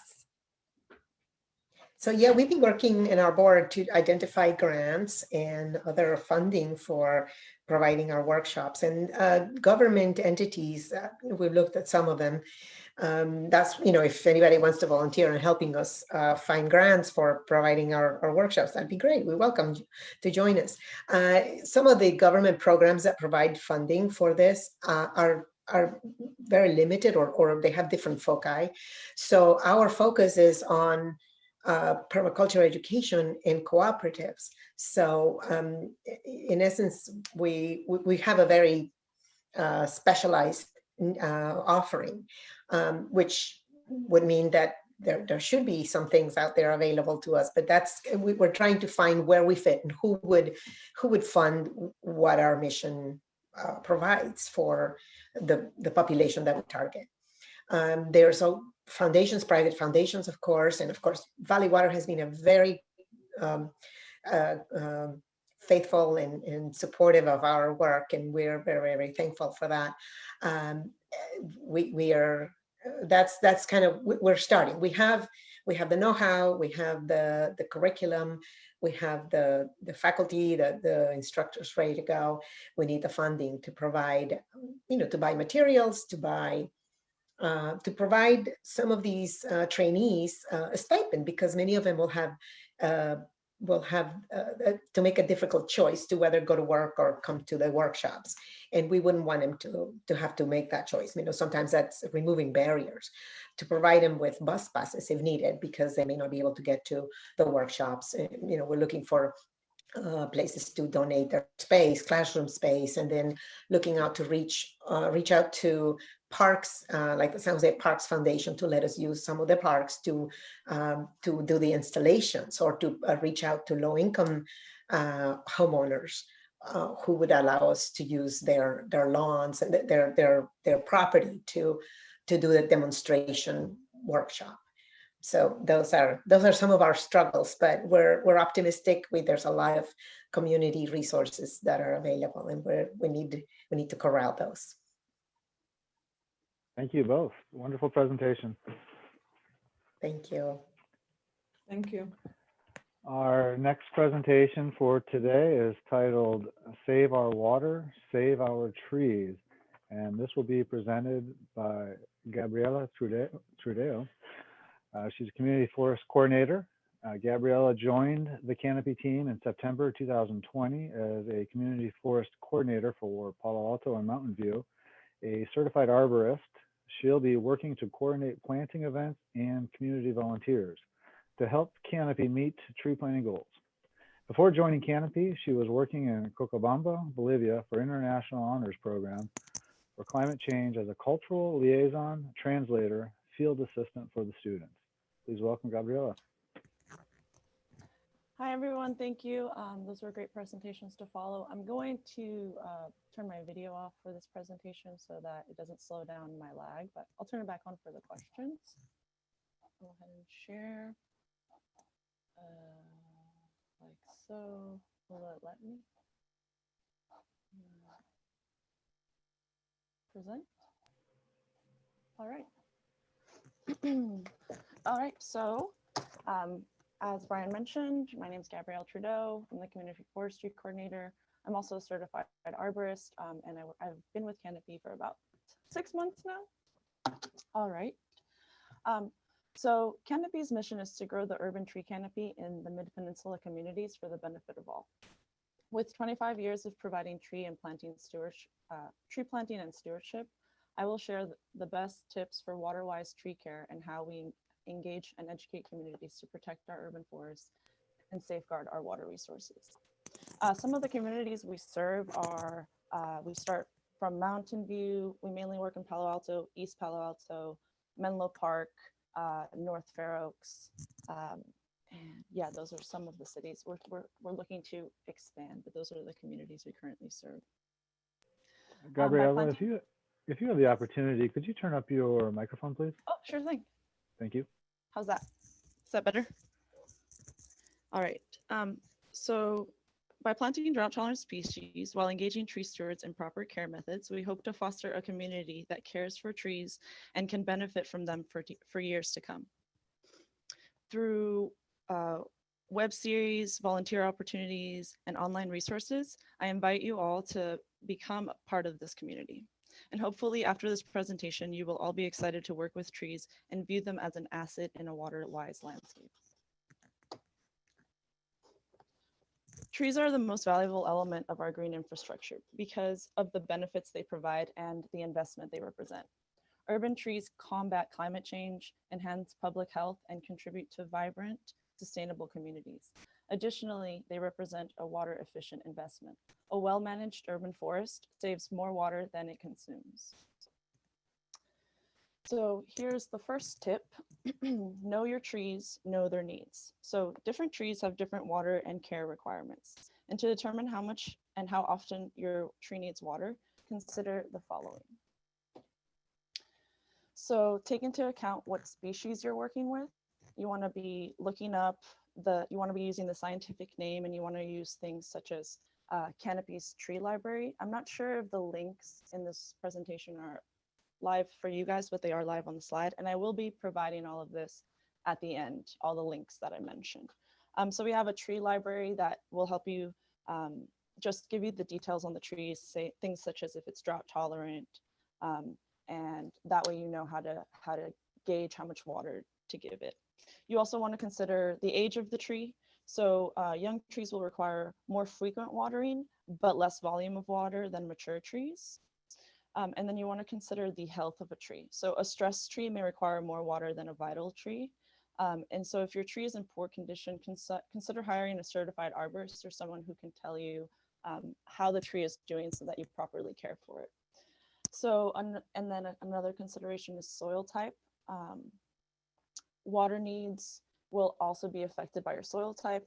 For example, clay soils, which is the main type of soil we have in California, they don't accept water easily, but they hold on to it a really long time. That's why drought tolerant species sometimes can go the whole summer without receiving water. And then other site conditions to consider are factors like sun exposure, the surrounding plants, and nearby water sources, because those will also influence the water needs. I'm going to go over a little bit of irrigation do's and don'ts. So in this image on the left side, that is a soaker hose that has been placed around the tree. And I'll talk more about this practice coming up, but that is a do. So that's usually what, if this home is trying to convert their lawn to a drought tolerant or let it go golden, they want to provide irrigation to the tree, because removing that water from the tree is a really big shock on it. So that is a do. Then the image to the right is a don't. So some people plant trees, and this tree is enclosed. The base of this tree is enclosed in cement. So now we had to hire someone to go in and inject water through the bottom. So that's a really extreme measure, but just to put some visuals to do's and don'ts for irrigation. Okay, irrigation do's. So do water your tree once a week for the first year after planting, and do practice deep water base and watering to establish deep roots. What this means is applying about 10 to 15 gallons of water to a tree a week. And you want to do this so you want to apply this much water more than the tree, expecting the tree to absorb all of it. Those extra 5 gallons are really pouring the water down deep into the soil to encourage the roots of the tree to grow downward, and thus helping it establish quicker and better, and also in a more water efficient way. Do water your tree during a drought.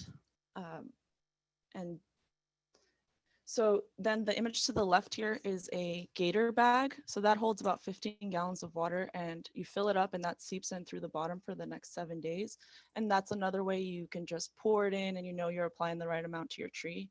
And then the person to the right is pouring it with a bucket, and that's another method we teach residents. So you just fill that up 3 times.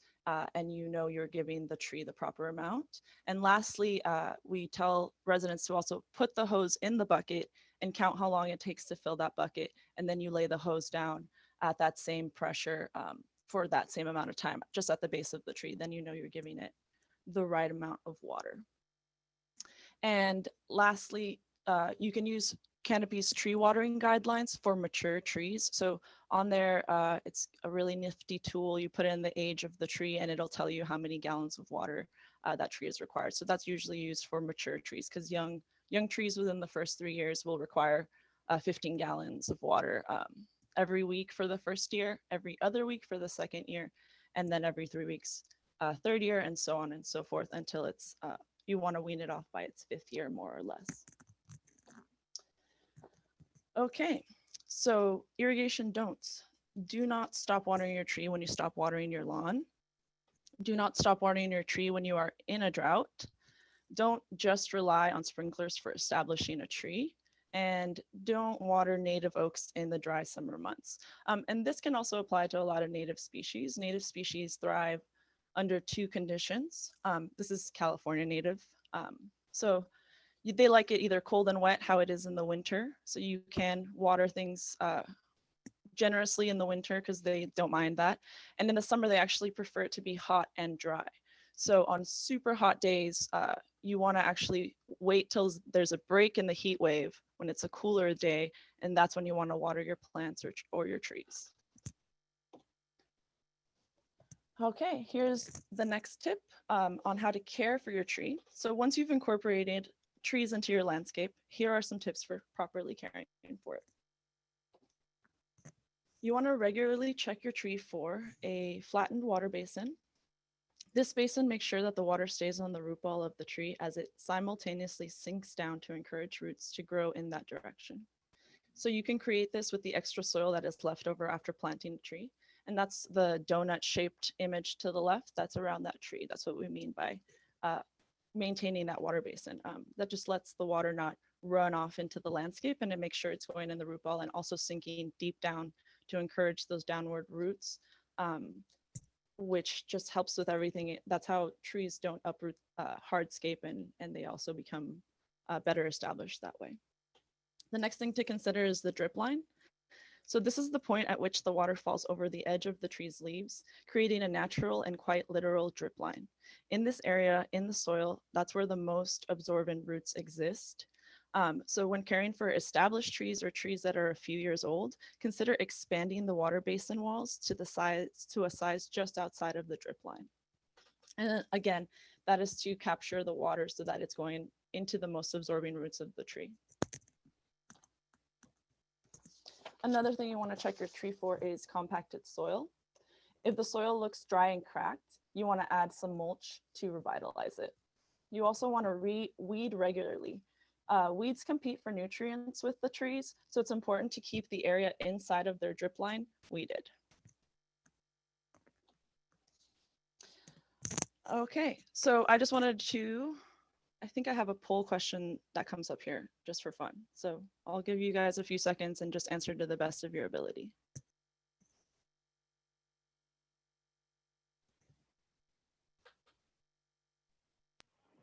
Albert, do you have the poll question? Oh, unfortunately, we had a glitch with our poll questions, and we won't be able to do them today. I'm sorry, everyone. Oh, okay, no problem. Throw you for a loop, Gabrielle. Okay, sure thing.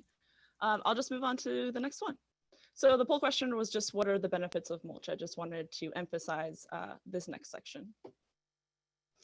So besides proper watering, the best thing you can do for your tree is to apply mulch over its root system from the trunk until the drip line. So properly applied mulch insulates the roots from extreme temperatures, slows soil moisture evaporation, reduces water use, suppresses weeds, reduces soil compaction, releases nutrients from the soil as the mulch breaks down, provides a buffer, protecting the tree from mowers and soil compaction. All right. And then again, so the image to the left here, you can see what we mean by the drip line. It's a large established oak, so that drip line is going to be, the mulch is going to go all the way out.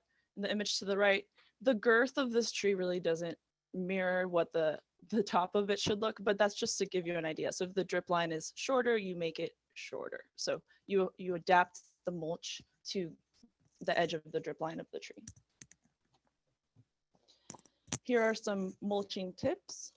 Always use organic matter, such as wood chips, with or without leaf matter. Trees usually prefer wood chip mulch and the duff created by their own leaves.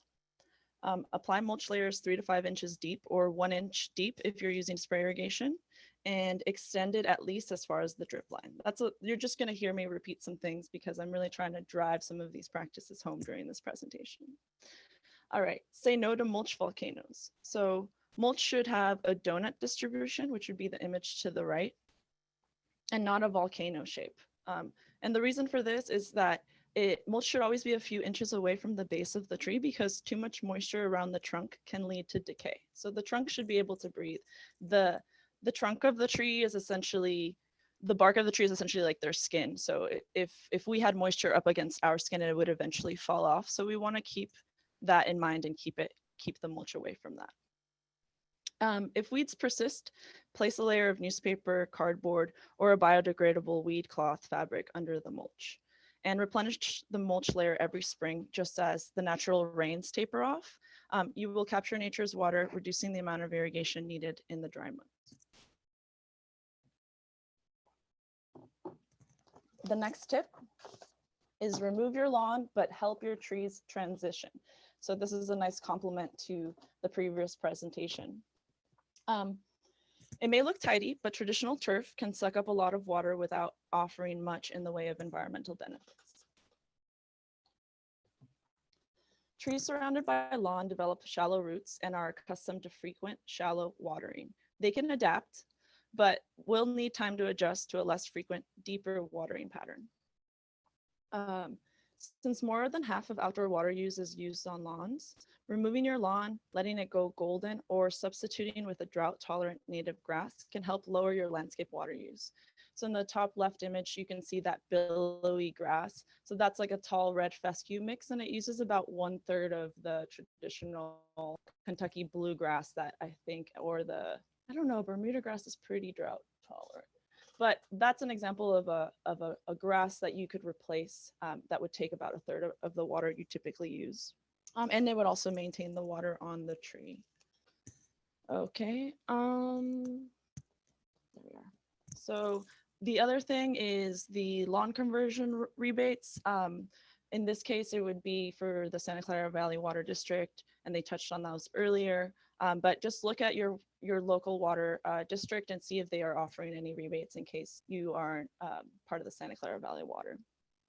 And then make a watering plan for your tree by using Canopy's tree watering guidelines. And again, this is for established trees. If you are installing a tree, it would just be making the plan to water the 10 to 15 gallons every week for the first year at least. And then the last two I highlighted in a different color because these are essentially the two main things you want to be considering when you're tapering your tree back or converting your lawn or just removing landscape water, because you have to consider your tree. So you want to mulch the area around your tree, again, up until the drip line, very like a nice blanket to help it transition. And then you also want to consider installing drip irrigation. So the image to the bottom left has lines, maroon lines running on the ground. So those are like drip lines. So essentially they cut out the sod from that tree and they're laying down drip line, and then they're going to cover it with mulch. And now they've cut the water use of their landscape, but they haven't sacrificed their tree. So the next tip is to plant drought tolerant trees. Planting new trees to replenish the urban forest is more important than ever. To prepare for a hotter, drier future, however, it's important to plant the right trees. So this image is a valley oak, which is a California native, and it's pretty majestic, very drought tolerant. Probably doesn't like being in that lawn, but is okay. So here are some tips for establishing resilient and drought tolerant trees. Again, you make sure you are selecting the right species. For example, if you're planting in California, I would recommend going with a drought tolerant species. And then there are other resources to research the species you're working with, such as Select Tree or the Canopy Tree Library. These are good. These resources give you information such as climate zones for that species, drought tolerance, root damage potential, utility friendliness, if it has pests and diseases. And one of the most important things that you find out on this is the height and width of the tree. And this is really important because when you're incorporating it into a landscape, you want to plan for the maximum height and width of the specimen. Trees planted in locations unsuitable for them is the number one reason they are removed in the urban setting. So always use the maximum height and width when fitting a species to a planting location. And then plant correctly. Properly planting a tree will affect how well the tree can perform its functions in nature, including things like drought tolerance and water uptake. Therefore, it's important to do it right. And so this video is also included at the end, but Canopy has how to plant a tree video, and I know our city forest does as well. And if you're from the North Bay, there's Friends of the Urban Forest. So there are, and that ties into my next point, to volunteer with these organizations and come out and they'll show you how to properly plant a tree. And that way you can learn hands-on and you're also helping out these communities. So those are two things that I wanted you guys to know. And I believe all three nonprofits probably have planting videos on YouTube as well, if you just look them up. And let's see, all right, selecting the right tree for the right place. Determine the purpose of the tree in the landscape. For example, do you want it to provide shade? Is it for privacy? Is it for fruit? Is it to add an accent? So all of these things you want to consider, because again, you want to put the tree in and allow it to live its life, right? Some of these trees live to be up to 100 years, but the realistic thing is they might not make it to that point in the urban setting, but we want to give them a fair chance. And right now it looks like the average life of a year in an urban setting is around 30 years. So just with implementing all of these proper locations and researching the species and planting it correctly, we can make sure that that standard stays and also hopefully increases to have a longer time in our urban setting. Okay. Let me tie it back to saving our water and saving our trees. So here's a little bit more about focusing on water conservation. So urban trees help regulate surface temperatures, they filter out pollutants, they produce oxygen for us to breathe, thus they enhance public health, they hold water and ensure cloud formation to avoid droughts, they provide shade, they combat climate change through carbon sequestration, and they contribute to vibrant, sustainable communities. Additionally, they represent a water efficient investment. And I just like to repeat this, that a well-managed urban forest saves more water than it consumes. They are also the only infrastructure that actually appreciates in value over time. So if you plant a tree, it reduces energy costs in the home, and it also makes the home value go up. So it appreciates the whole. And then during the last drought, we asked residents to take shorter showers, and obviously for obvious reasons, everyone turned off their irrigation, but this really impacted the urban forest.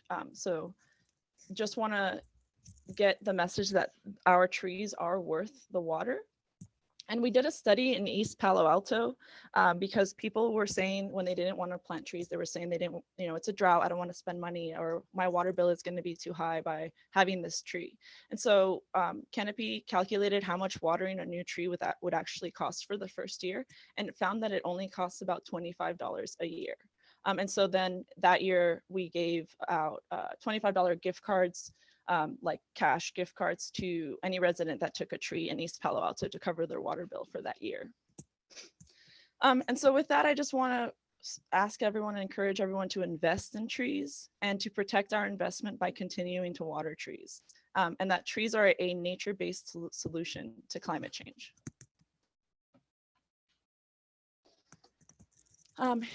Here's a little bit about directly how water helps save trees. So you heard about the benefits of trees, and now this is directly when it comes to how our trees help protect our water.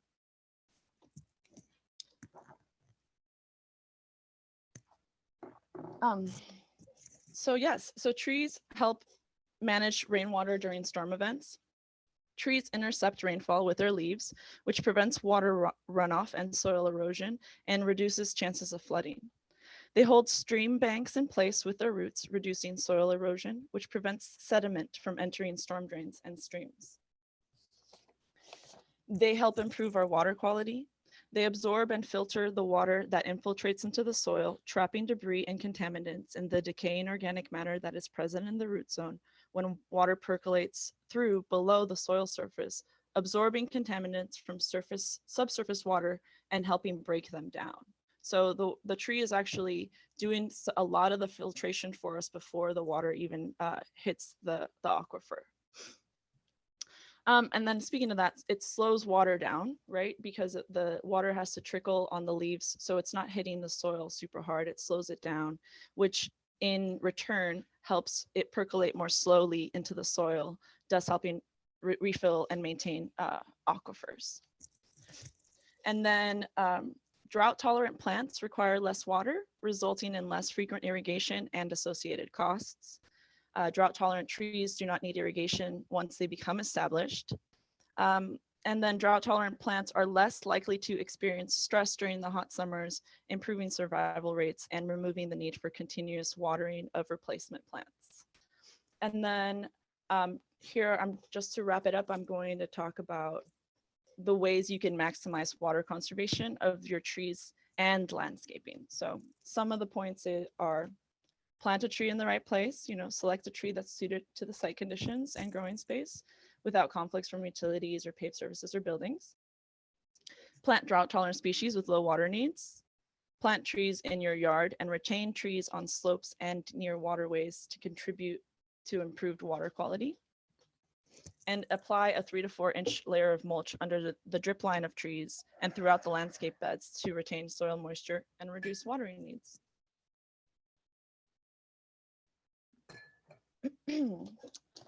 So some of the ways that Canopy engages and educates the community are by providing online resources such as the tree watering guidelines. We also have a hire an arborist list of local arborists you can work with, and a tree library that has all of the information on specific species. And again, all of this will be at the end of this presentation. We also provide in-person training. Every time we go, we visit a tree for the first 3 years of its life. We touch base with our stewards, and we always engage them into how to water their tree. We always ask them, like, how can you do it? And then we give them a trick, and sometimes we can provide them with a bucket, a gator bag, again, the hose, just seeing how long it takes to fill a bucket.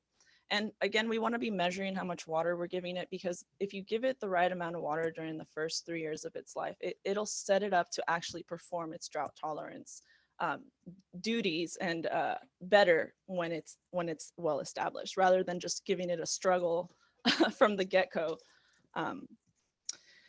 All right, and some of the target audiences and the messaging and how we deal with it. So for the tree stewards, we give them a watering brochure. It's like an infographic, and it has watering timeline and instructions, and then we also send them an email and text reminders. These are automatic once you become a steward. You get email and text message reminders. Text reminders, or some residents don't have email, so we do offer that service, and that's just so that, you know, we ensure they don't have to think about it. It's like, here, water your tree, and they, oh, thanks for the reminder. SOWAOT. That stands for Save Our Water, Save Our Trees. So that's just the campaign we started in response to the drought that happened a few years back. And so with the city of Palo Alto, we made a banner and we hang it over the overpass every summer. And that's just, again, to remind people to not stop watering their trees, even though it is summer, especially young trees. And we also have a Save Our Water, Save Our Trees brochure that you guys can all have access to at the end, that you can hand out to your clients, or use yourselves for reference freely. Let's see. And then Palo Alto also runs a young tree care survey every summer.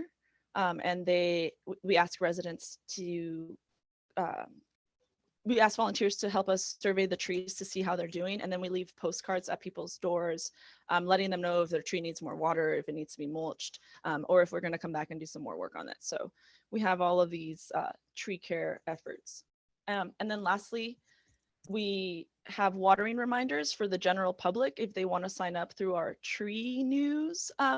So every summer we'll send it out, and we'll remind you of watering conservation tips for your tree, and we'll also remind you of cares to take. I think we send it about 2 to 3 times a year with just tree care reminders. So if you want to just sign up for that, or tell your clients to sign up for that, then then we can be sure to remind them to water their trees. Okay, some more. Here's just what our buttons look like on our website. That's our tree library. The benefit of trees is going to have most of the stuff I covered in the presentation today, including the Save Our Water, Save Our Trees information of that campaign. Then we have a hire an arborist. So these are all certified arborists that have different certifications. For example, like a hazard certification, utility arborist, different things that we don't. So I'm just the basic level certified arborist, and I work with the young trees. However, if I go to someone's house and they have established trees, or they don't know if a tree is dangerous or if it's diseased, then we send them this list so they can actually get an expert, someone who specializes in that, out to their house. And this list is comprehensive across the Bay Area, so feel free to use that. Here's our watering tree guidelines. And then all of these also our blog posts are really informative. Every time we do a successful project, we tend to produce a blog post about it so that other people have access and they can replicate what we do. The tree library, and then we also have a canopy tree hotline. If you see this lower button, it says ask a tree question. So that's just for anytime you have any questions about anything, how to get mulch, where to get mulch, just feel free to give us a call. You can fill out the form or give a call and leave a voicemail. So there are those options, and we do get back to you within a week or so. We're pretty on top of that.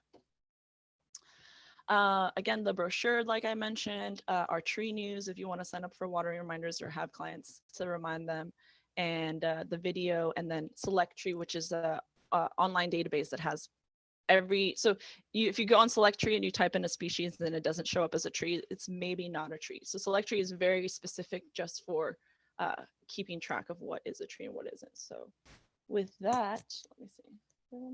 So thank you guys, and let me just send this thing in the chat. Unshare.